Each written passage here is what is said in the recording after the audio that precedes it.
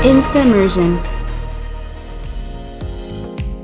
Welcome back, everybody, to I Am Talk. We have my very good friend, Kaleo Agsalda, also known as Kaleo del Sol, if you know back in the day, or more recently, more Kaleo Vi. Kaleo Vi, that's the one. Yeah, it's What like, is that? it's, you know, Snoop Dogg had his Snoop Lion phase, and Puff D-O-double-G. Daddy had his Diddy phase. So Yeah. Just different iterations, maturity, different self-development. I love that. Yeah, I it's love progression, right? It's a journey. Yeah, Kaleo is a very successful broker, and you've also started a new school for potential licensees regarding real estate. Yeah, that's right. It's called the Hawaii Institute of Real Estate, and it's for anybody that's wanting to get real estate licensed and in the state of Hawaii. That's awesome. We're going to get to that in a little bit, but I just always love recollecting how we first intersected and just kind of going back, way back, 2006, 2007. And I remember you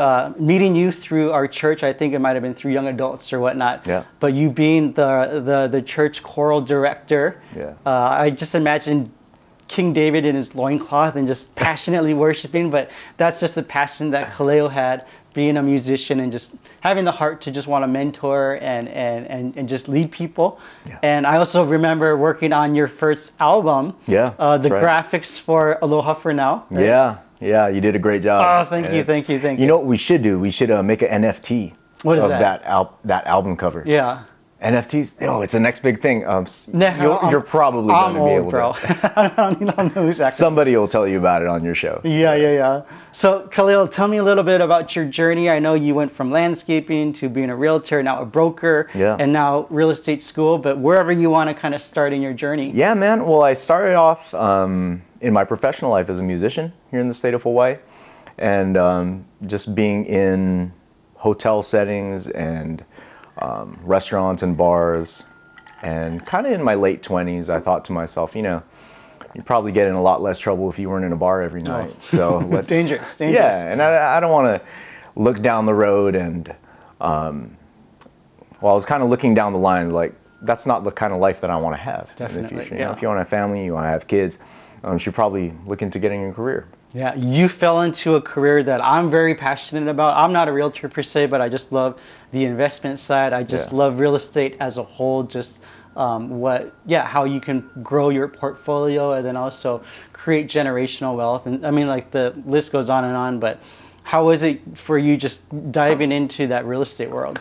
The biggest thing that I did early on that benefited my career was finding a mentor. And I think the apprenticeship model of education is overlooked and not really realized in today's modern culture. Yeah. When we were growing up, the path to career was education, formal education. But the path that has benefited me the most was that apprenticeship mentorship model of seeing somebody successful and just being a servant. How can I be of use to you?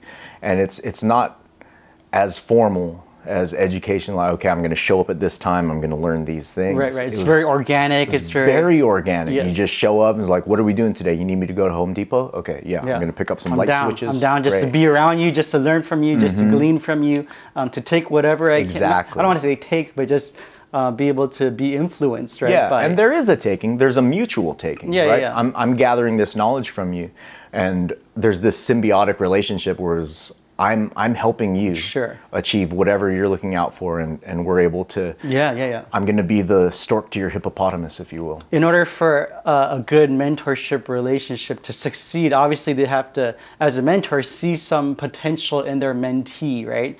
And so I'm sure that they were able to just see the person that you are becoming, the person, the potential. Right? Potential. And that's key because, when we start talking to people, whether it's future mentees or students, the realization hasn't really occurred. Yeah. And the beautiful thing about that relationship is, as the mentor, as the teacher, you're able to draw out the future beautiful things that are going to be. Correct me if I'm wrong, but at least from what I'm observing and seeing, I think it's probably maybe within the last few years, I've just really seen your real estate career just take off in a new direction. in a new way, but maybe just enlighten me with, what's been going on the last few years. Sure. One of the things that I've always tried to do, whether it's in real estate or any aspect of life, is collect experiences. So some people will start off entrepreneurial ventures with the intent of making money. Yeah. Right. Any entrepreneurial venture I've taken on, profit was an objective, but education is actually the main objective. And I was fortunate to have mentors early on who would kind of coach me along the way and say, hey, if you net zero, that's a win. Because at least, one, you didn't lose. Yeah. And then two, I love that. You got the education. Wow. So a couple of years back was my first complete home renovation fix and flip in Hawaii. And I had a mentor come alongside me and say, hey, tack on whatever your estimates are, tack on another 20%. Wise, very wise. And if you come out at zero, you win. Wow. And so he helped me manage my expectations. Yeah. Right? I mean, that sets you up for success, right? Yeah. Because if you had it flipped and whether you lost money and you were like, I didn't learn anything from this, and it's just kind of a skewed perspective to have, right? Exactly. And so I love that. So flips were something that you have been doing for a while, or? Yeah, I've got a few rental properties, and so that's really helped me out in giving me the space to be able to create. What I encourage the people that I mentor is we want to set up, as soon as you can afford to buy an equity position in something, and we define equity as an asset that is going to increase in value, ownership in an asset that's going to increase in value. As soon as we have an equity position set up, we want to generate that passive income with that equity. And that passive income is going to allow the equity holder the psychic energy and that space, right? And time to be able to create something of value. And I'm sure that that's something that you've experienced in your life. Oh, absolutely. Yeah, definitely. Over and over again, right? Because kind of once you learn that formula and you kind of learn what works and what doesn't work, but you learn from experience, and it just kind of proves itself over time, do a few little tweaks that it can be very profitable in many regards, right? Yeah. You speak a lot about mentorship. So I kind of see this promotion of things that you've gained through those experiences, and then you also being a mentee before, but now having the heart to mentor. So tell me a little bit more about just your desire for just being able to pass on your own experiences and knowledge and wisdom and all that. Sure. I think it is a very time-tested model. We were talking about that a little earlier, about how formal education has got a lot of attention in the last 50 years. But that apprenticeship, that mentorship model, man, it's been around for thousands of years. We talked about symbiosis, right? And how both the mentor and the mentee are benefiting from that relationship.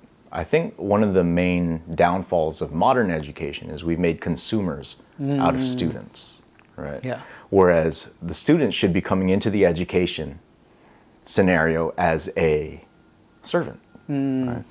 And just as we have servant leadership, we should have student learnership. I know what you're saying. Right. So even within church, I remember when they would encourage kids, like, go find yourself a mentor. Yeah. And the mentorship model in those scenarios was, oh, hey, a very successful person, can you please take an hour out of your day once a week to sit down with me and have coffee? Right. And it's a very consumeristic scenario, whereas the person that is learning should be going to the mentor. And one of my mentors in spiritual life, Alex Michelle, kind of taught me, he's like, when Jesus was making disciples, there wasn't this opportunity for the disciples to say, oh, Jesus, can you come and meet me once a week for coffee? Like Jesus said, follow me. Yeah, it's like, let's do life together. Come on. I'm going here. If you want me to disciple you, then you come here too. Right? And so there needs to be a humility in approaching a mentorship relationship. It's like,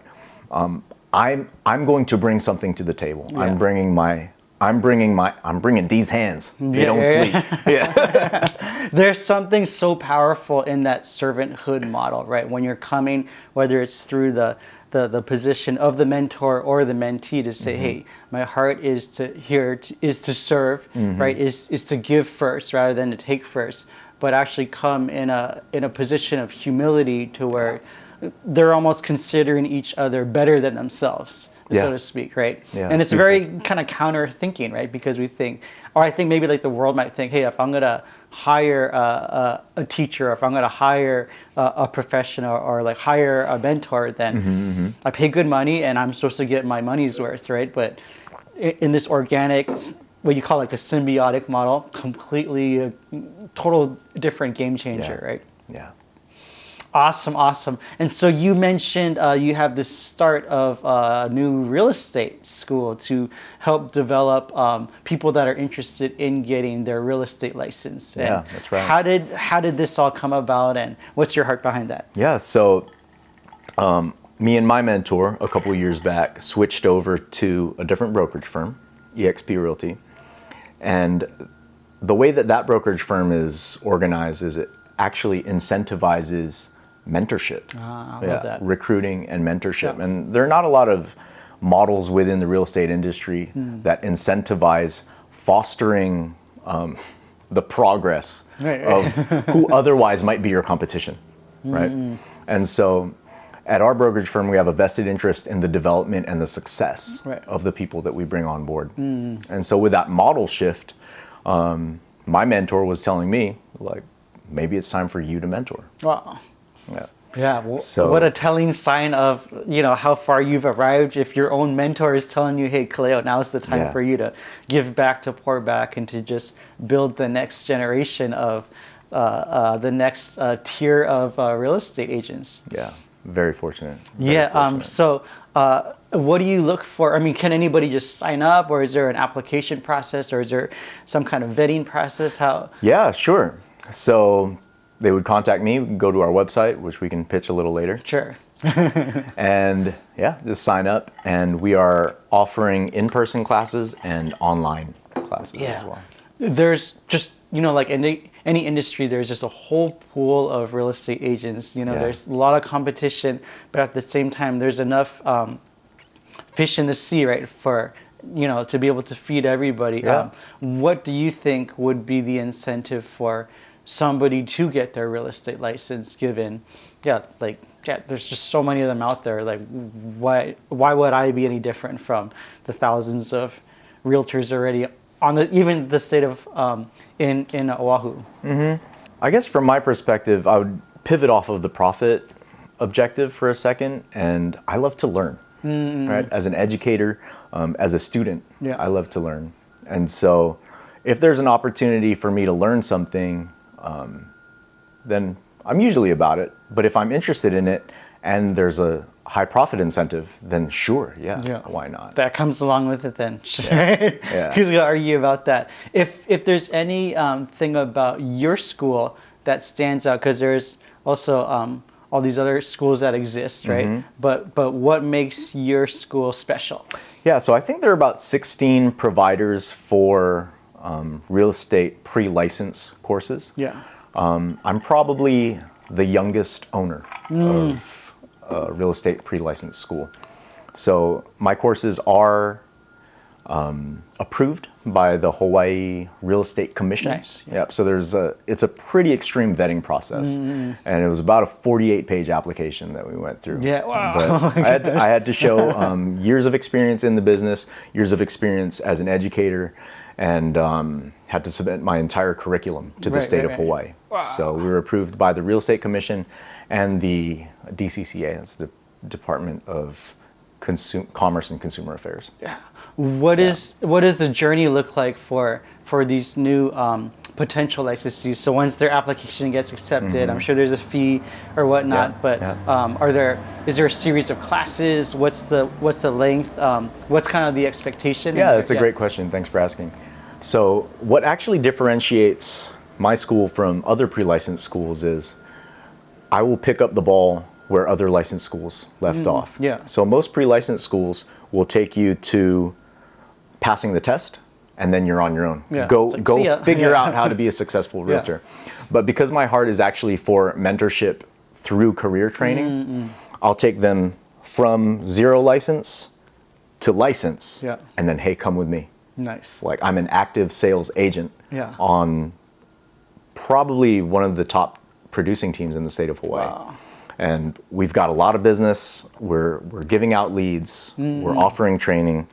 And if you want on-the-job training, lots of people are going to pay for it. Sure. You can get paid while you're on the on-job training. Yeah. Do you see the majority of people that kind of graduate or get their license, do a lot of them actually end up working with you or sticking with your company, or they do. They end up going? So I started mentoring last year. Okay. And gosh, I don't want to talk about numbers too much, but they did really well. Wow. 4 of my first year agents have exceeded 10 million in sales in the first year. I mean, that's telling, right? Of just the what's the word?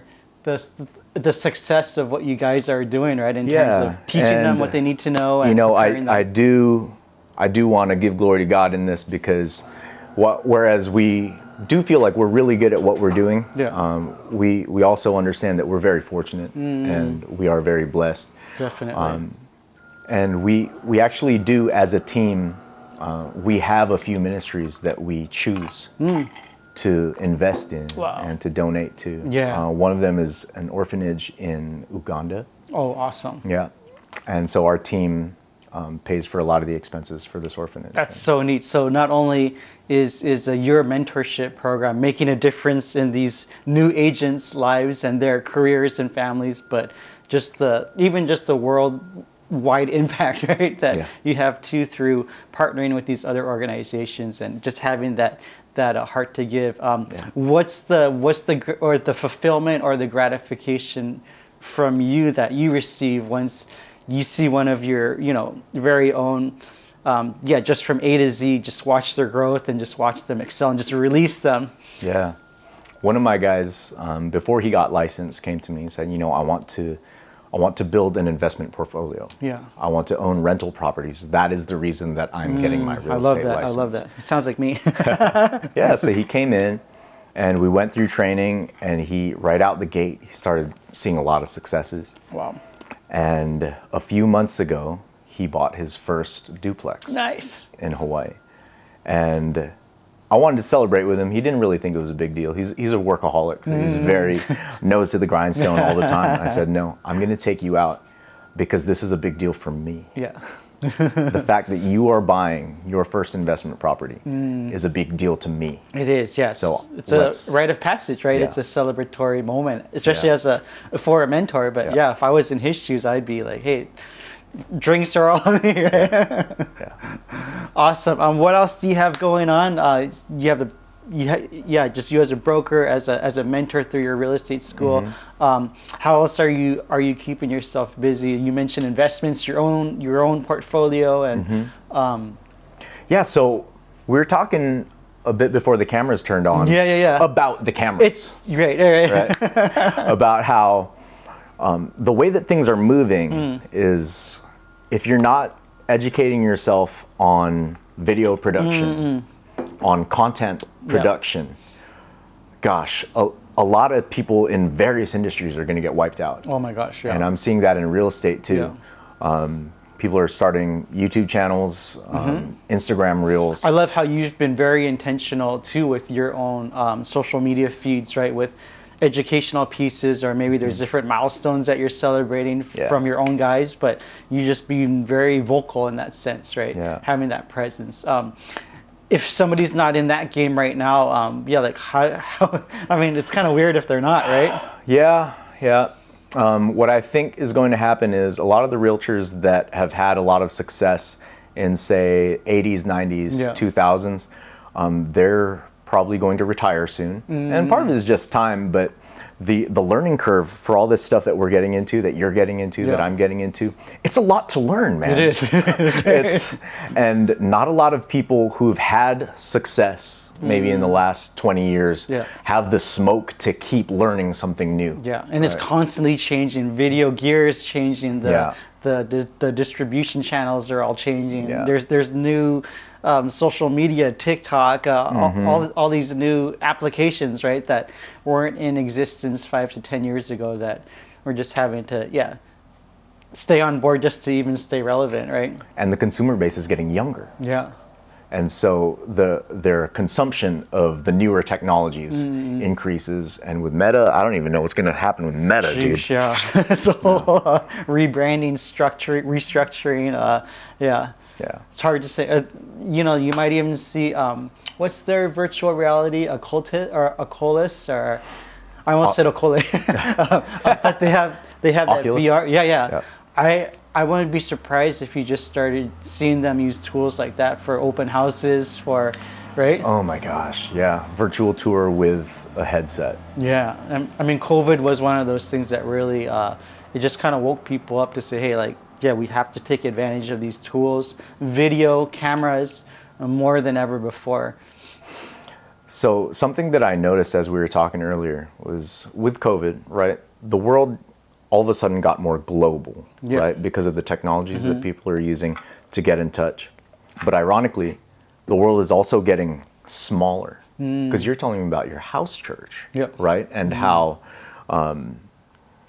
we're getting out of big worship settings in some cases, out of big worship settings and getting more intentional. Intimate, right. And it's such a wild oxymoron. It is. Of the times. The world simultaneously got bigger and smaller at the same time.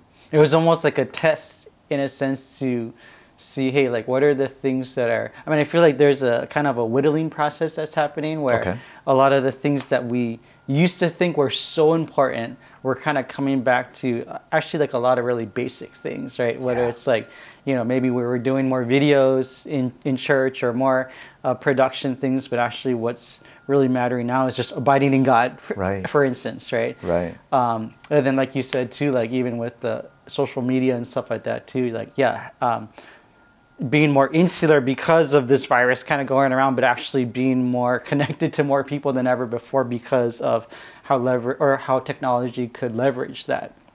Yeah. And so for you, I'm not asking you to predict the future or anything like that, but what do you project, I guess, like the next, not in terms of the market, because no one really knows like where the market is going, but maybe more so just the climate in terms of how you're going to go about doing business into the new year and just things that you're kind of projecting, I guess. From a market standpoint, Hawaii is a global marketplace, right? It's a little different from, say, Kansas or Kentucky. Or you say Hawaii anywhere in the world, like everyone lights up, right? Yeah. And with that, we have buyers from all over the world. Definitely. We have buyers from other states. We have buyers from other countries. Right now, there are a few countries that have not been active in the Hawaii real estate market. Japan is still kind of locked down. Just because, And China has stayed out. Sure. But in a matter of maybe months, the Asian market is going to come back into the buyers. Yeah. And that's actually where a lot of the money is, right? Right. I mean, when you're talking about China, Japan, Korea, I mean, I remember there were seasons where people would just be purchasing like floors of condominiums, right? Just because they just had so much cash, right? And then they weren't even living in these places, but it was just more so for investments or laundry. No. Yeah, so when people ask me, are prices going to drop? They may drop in Hawaii, not as bad as other places, but because our inventory is always outmatched by the demand, that preserves the property values in Hawaii. Yeah, I want you to dispel this myth. You always have people saying, oh, well, in a buyer's market, you should be buying. In a seller's market, you should be selling. In the seller's market, I've had so many friends make astronomical, crazy purchases during this time, right? And then in buyer's markets, I've seen people make amazing sales at that time too. So is there a best time to buy? Is there a market that's more favorable depending which side of the coin you're on? Yeah, that's a great question. And if we're talking purely in terms of investment, then sure, there can be a better time to buy, there can be a better time to sell. But as far as real estate is concerned, we can't detach investment from the necessity of I need a roof over my head. That's like first and foremost, right? So if somebody needs a home, they're going to get a home, whether it's buy or rent. Definitely. So yeah, we can't detach the investment aspect from the necessity aspect of real estate. Yeah. Do you see any kind of decline? I mean, I think Hawaii is one of those rare places in real estate where I've just, at least in my limited education and knowledge, I've just always seen everything on the up. Maybe like with 2008 or other crisis economic environments where you've seen other markets take a little bit of a hit. But for some reason, I feel like Hawaii's always been one of those places where we're on a rock. You only have so much. You can only build up, right? But just the value of every property having incremental growth over time. Related, I can tell you that sellers tend to ease off from infusing the market with inventory kind of in November and December. Okay. Mostly because we're busy, right? So you might see a bit of a drop of inventory kind of in the fall and into the winter, which could mean there's going to be an opportunity for once buyers. the New Year hits, then it's like, oh, game on, right? Yeah. And then once people finish their taxes and right, there's like these certain kind of times in the year where just maybe they get their tax returns or... You're absolutely correct. Yeah. So after tax season and into the summer is when we see a lot of activity in real estate. Kaleo, we're down to our last few minutes. Oh boy. So fast, right? Like I feel like our conversation has just started, but I want to just kind of give you time to shine, right? And so if you could address this camera right here, just want to give you the freedom, whatever's going on, whatever you would love to just pitch or promote. It's all yours, man. So I just started the Hawaii Institute of Real Estate. It is a pre-licensing school, but we also do mentorship, and that's just my biggest heart, is for sharing what has helped me over the last few years and being able to see my friends and people that I care about really succeed in various areas of life. So the approach that we take in our classes, it's not so much a narrow path of this is how you be a great realtor, but we broaden it a little bit to a holistic level.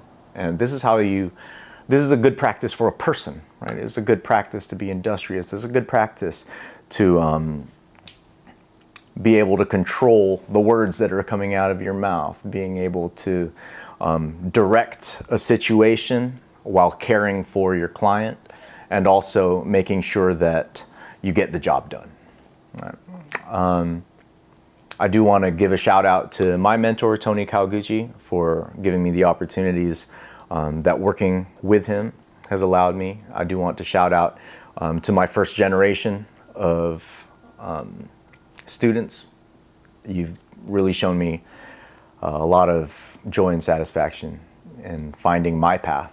So weirdly enough, the teacher remains the student. Yeah.